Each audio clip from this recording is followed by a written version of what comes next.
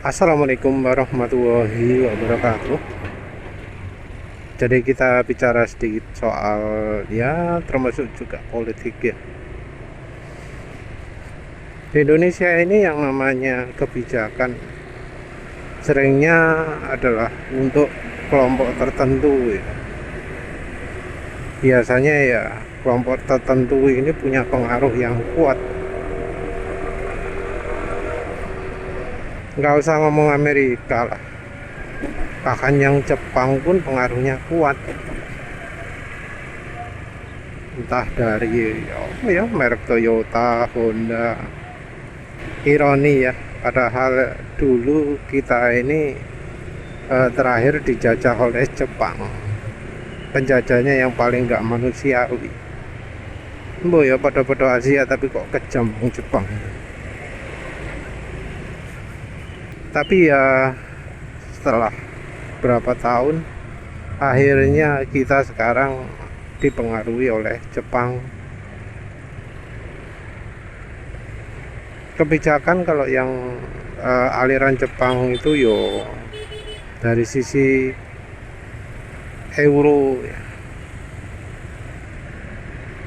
Jadi kita ini masih menerapkan euro 3. Kenapa? Karena dari pabrikan Jepang, perusahaan otomotifnya nggak siap.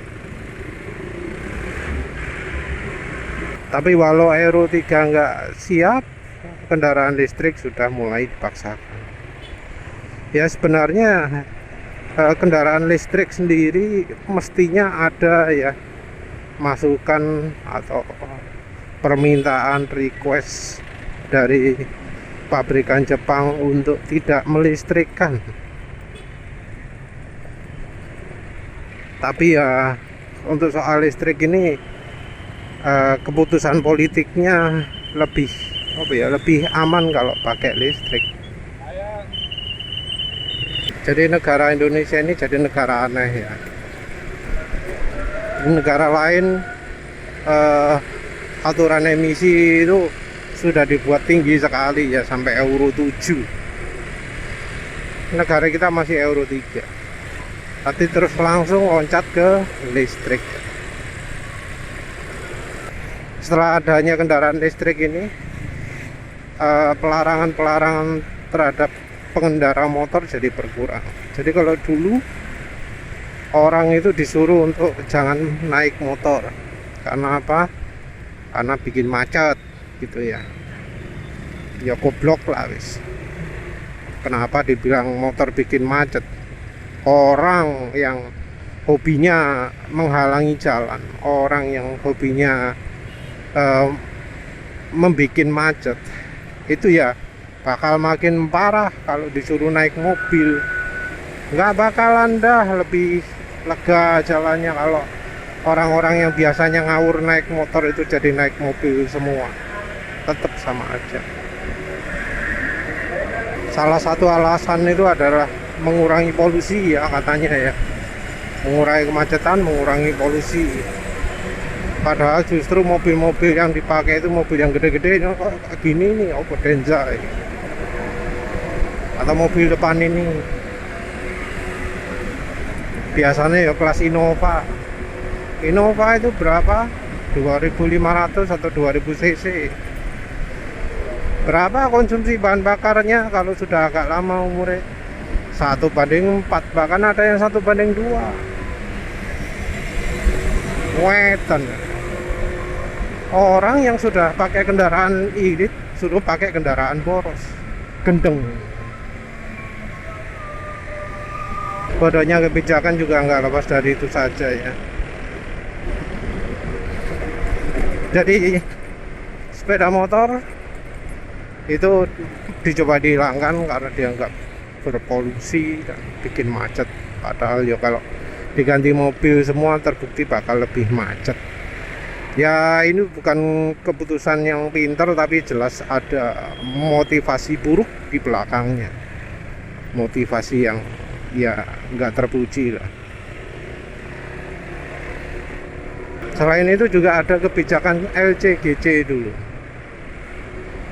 Perhatikan bahwa LCGC itu yang dicari bukan yang paling iritnya, tapi yang paling sesuai kebijakan pemerintah. Jadi irit itu dihitung bukan dari rupiahnya, tapi dari konsumsi bahan bakar. Karena apa? Karena ada anjuran bahwa mobil LCGC itu nggak boleh pakai Pertalite, tapi harus pakai Pertamax. Nah, jelas ada politisasi ya di situ. Katanya juga nggak boleh untuk perjalanan jauh. Boh, kenapa? Katanya perjalanan jauh harus pakai yang cc piro 5.000 atau 10.000. Boh, piro wis. Pokoknya harus pakai cc besar kalau keluar kota. Mobil cc kecil nggak bisa untuk perjalanan jauh. Yo omong kosong lah ya. Bisa untuk perjalanan jauh atau enggak itu bukan dari kapasitas mesin, tapi dari bagaimana pabrikannya mendesain. Dan ya yang ada LCGC ternyata hanya muncul dari 4 perusahaan,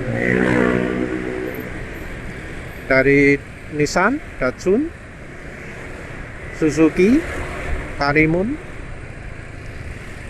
Honda, Brio, Toyota dan Daihatsu jadi satu. Ayla, Agya 4. Tidak salah ngitungnya ya wis lah, anggap aja 4. Dan nggak ada perusahaan India, nggak ada mobil produksi India. Padahal ya nggak cuma India sih, ada juga dari Korea Selatan juga. Itu cukup banyak kendaraan-kendaraan yang ramah lingkungan, yang irit. Bahkan dari Eropa pun ada ya, yaitu kendaraan 600 cc. Jadi kendaraan 600 cc itu sendiri ada di Eropa, ada di India. Dan sebenarnya di Jepang pun ada K-Car, apa Daihatsu Cerore tau apa itu wis. Daihatsu Kupon mbuh apa. Dari Honda juga ada, mbuh lali jenenge apa A10S tau apa wis. Dari Toyota juga ada, Suzuki juga ada. K-Car itu kelas 600 cc ada yang lebih kecil 450 mungkin, tapi ya ingat penulis 600 ada, 750 ada, 900 ada. Tapi yang terutama yang 600 ini. Dari India ada Tata, dari Eropa dari Renault, Peugeot kayaknya juga ada, Volkswagen ada juga, Citroen mungkin juga ada. Apa mana mereknya sing CC 600 itu.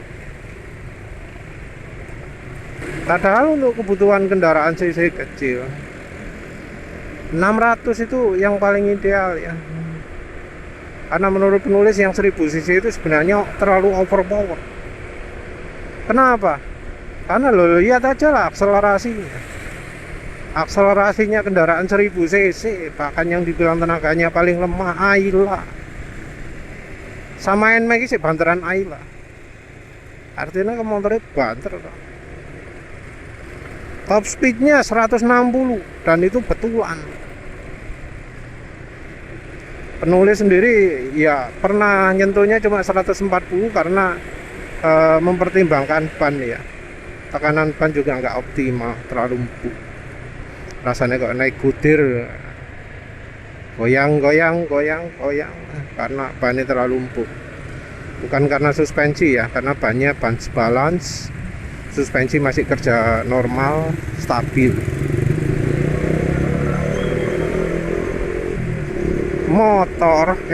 Mobil kecepatan bisa sampai 160, disebut mobil ekonomis, disebut mobil irit. low cost green car katanya.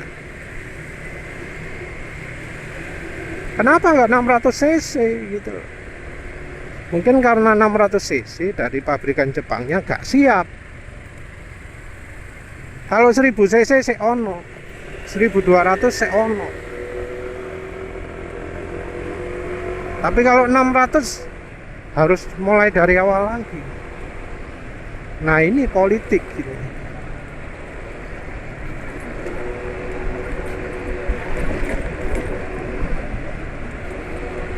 Oh iya, soal Euro tadi lupa nggak menyebut Ninja RR ya. Jadi Ninja 2 tak itu berhenti kenapa? Karena ada Euro 3. Padahal belum begitu siap, kenapa kok langsung lari ke Euro 3? Ya karena untuk menjaga situ.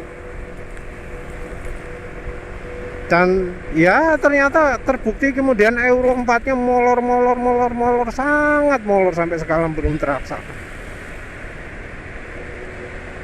Orang-orang seakan sudah lupa ada Euro 4. Euro 3 wis maksimal. Ya mungkin karena kendaraannya motor-motor nggak ono sing siap untuk Euro 4.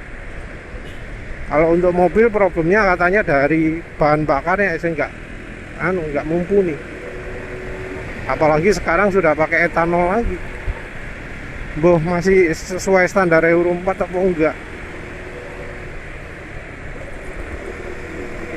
Belum lagi biosolar. Tapi ya sementara urusan gitu ribut-ribut nggak selesai, datanglah listrik, dan banyak sekali. Bisa dibilang kebanjiran produk listrik. Banjirnya wis hampir sama dengan ketika zamannya Mocin dulu. Dulu Mocin itu merek macam-macam, sing bertahan sedikit. Banyak merek rebranding, nggak cuma merek Cina tok munculnya, bahkan ada merek Garuda. Jadi ada merek Indonesianya juga yang melakukan branding. Yang awet sampai sekarang ya VR, itu jelas rebranding ya, tapi saya awet. Bu, sik dodolan motor bebek apa enggak, sik dodolan motor matic apa enggak. Yang laku motor trail, motor kuat, sama motor roda 3. Motor roda 3 juga sekarang sebenarnya nggak cuma satu merek tok. Ono merek misalnya Kaisar tah. Modelnya yo aneh-aneh, pakai radiator segala.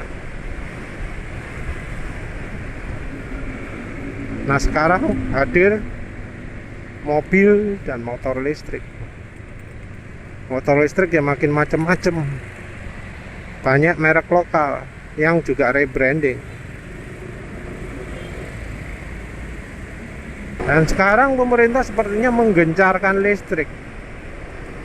Dan ini tujuannya adalah bensin. Jadi kayaknya karena bensin pemerintah itu maksa listrik. Tapi ya pemerintah juga yo pelin-pelan gitu loh. Karena ketika orang-orang pindah ke bensin swasta, kok malah dihalang-halangi, kuota dikurangi ya. Bukan dikurangi sih, tapi dibatasi. Jadi dari swasta nggak boleh impor terlalu banyak. Alasannya macam-macam, tapi podo-podo nggak masuk akal karena Pertamax sendiri impor, nggak produksi dewe. Bahan bakunya impor. Selain itu impornya juga pakai korupsi lagi. Lebih banyak uang rakyat yang lari keluar, menghabiskan devisa. Tapi wis jenenge politik mau apa lagi. Ya wis, setelah itu saja. Terima kasih sudah menonton. Assalamualaikum warahmatullahi wabarakatuh.